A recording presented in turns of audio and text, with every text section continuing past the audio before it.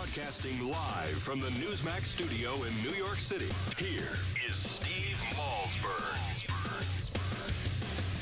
Now, this threat is not brand new. Over the last year, we've been steadily ramping up our security assistance to the Iraqi government with increased training, equipping, and intelligence. Now, steadily ramping up our security assistance to the Iraqi government with increased training, equipping, and intelligence. Now, Iraq needs additional support to break the momentum of extremist groups and bolster the capabilities of Iraqi security forces. We will not be sending U.S. troops back into combat in Iraq, but I have asked my national security team to prepare a range of other options that could help support Iraq security forces, and I'll be reviewing those options in the days ahead. All right, folks. Of course, the president speaking earlier today, and joining us now to talk about this in depth is Kenneth Timmerman. He's an investigative journalist. He's the author of Dark Forces, and he's also running for lieutenant governor of the great state of Maryland. Kenneth, good to talk to you again, sir. Good to talk to you, Steve. Thanks for having me on. My pleasure. All right, so let me ask you how we got to this place. I mean, the president yesterday was accused by John Boehner of being napping. John McCain said fire the whole national security team. How could this happen right under our noses? And now the president is saying, well, this isn't a surprise. We've been helping and preparing for this basically for a year. What's going on? It's pathetic. Frankly, it's pathetic. Look, Steve, I've gone to northern Iraq many, many times in recent years. I wrote a book about the persecution of Christians in northern Iraq called St. Peter's Bones, and this was entirely predictable. We've seen this coming for years. The Iraqi central government was very weak in Mosul.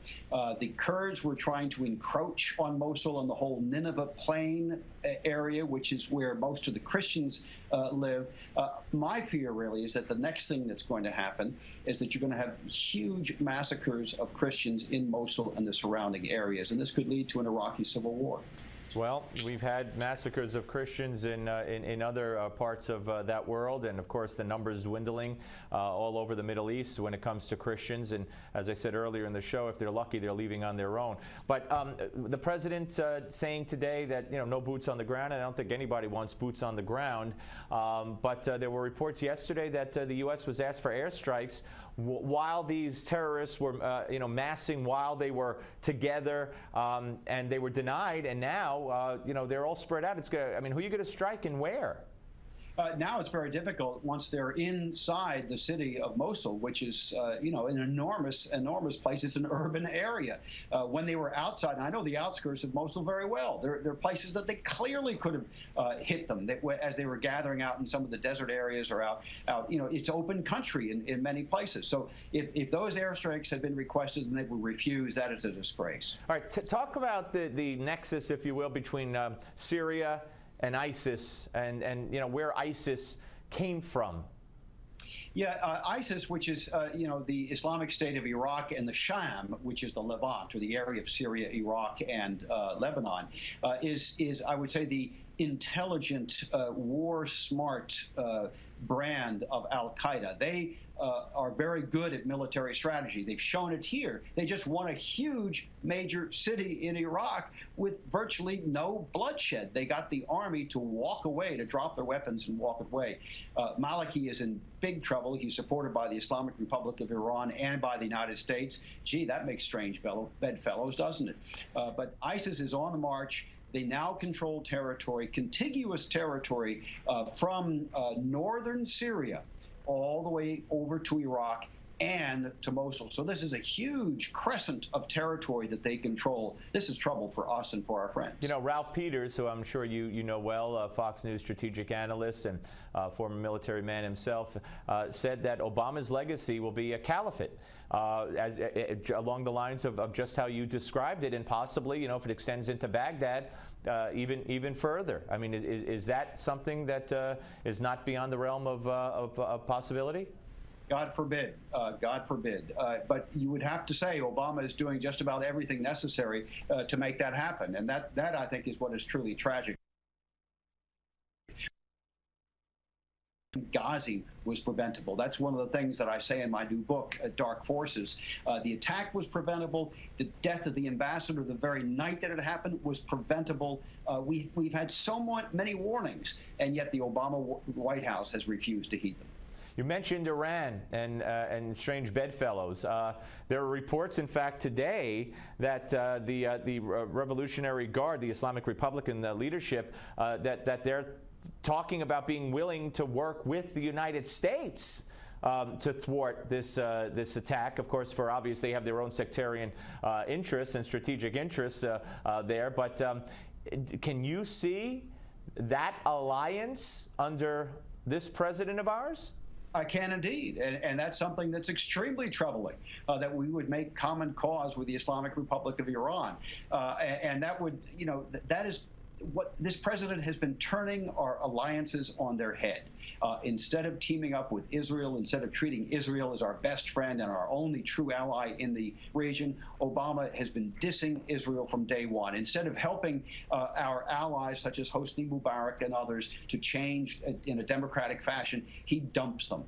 Even in Libya with Gaddafi, Gaddafi was not a wonderful person, but he had allied himself with the United States in the war on terror, and he was beating up on al-Qaeda. That was good, and he had gotten rid of his weapons of mass destruction. And what do we have today? Not only did we lose 4 people in Benghazi, but the country is in the hands of al-Qaeda. Well, Kenneth, and I mean, this is something that, you have to start asking this after a while. Not only why don't we have a military strategy, which it appears, but maybe we do have a military strategy or a strategic, desire in the Middle East. As you pointed out, Libya, Syria. When we're fighting against Assad, we're fighting with the terrorists. Muslim Brotherhood in Egypt, as you mentioned, Mubarak, who was the alternative of choice to Obama and the administration and still would be, the Muslim Brotherhood. I mean, what is going on here?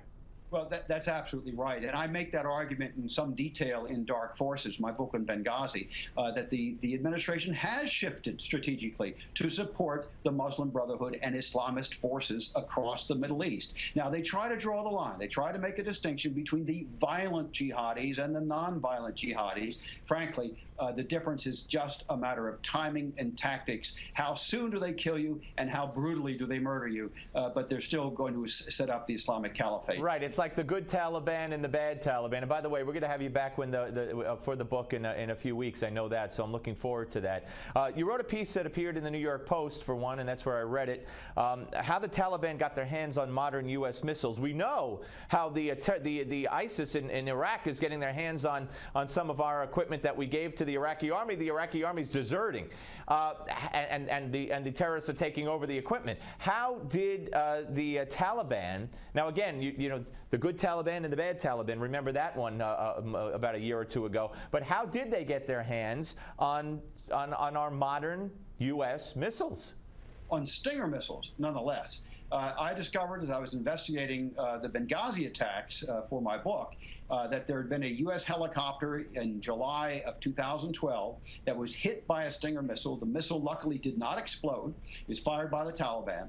And as they went through the wreckage, they found a piece of the wreckage with the serial number, tracked it back, and they found that it came from a lot of Stinger missiles that had been signed out to the CIA, delivered to the Qataris, and the Qataris, Qatar, gave them to the guerrilla fighters, the Islamist fighters in Gaddafi's Libya, just at the very, very start of the civil war. Those missiles went missing. And that's what Benghazi is all about. It's about trying to get those missing missiles back, and they've wound up in the hands of every jihadi group around the world, including the Taliban. And that's why probably, and I don't want to scoop your book, but that's probably one of the reasons why the video came up as a scenario, and there's nothing here, and there's nothing to talk about, and people have been sworn to secrecy and threatened allegedly to shut up. Am I on the right track? Oh, you certainly are. Don't look here. Let's not look here. Let's look over there.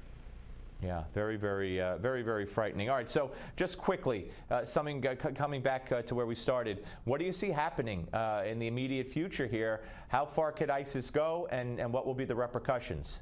Well, I'm worried about Baghdad. I really am. And they have, don't forget, they've got the Sunni Triangle. And this is Fallujah, Ramadi, these areas that Americans still remember from those very bloody battles in 2004 and onwards. And we only beat them back thanks to the surge under President George W. Bush in 06 and 07. General Petraeus was the one at the head of that on the ground. Now, we're not in a position to have a surge again. We're not in a position to ally ourselves with Sunnis who reject al-Qaeda. So al-Qaeda, I believe, is poised to go back into Fallujah and go back into Ramadi. And remember, they are just on the outskirts of Baghdad. Yeah. Kenneth, great to talk to you. Can't wait to see the book and talk more about it. And thank you very much for your time, sir. Thank you, Steve. Kenneth Timmerman, ladies and gentlemen. We didn't get to talk about his run for Lieutenant Governor of Maryland. Maybe we'll do that next time along with the book. Very.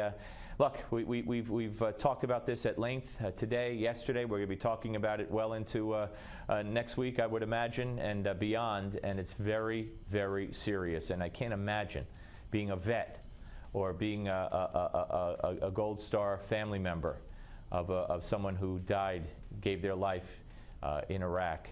And to see this happening, it's got to be devastating. Give Me 5 is next.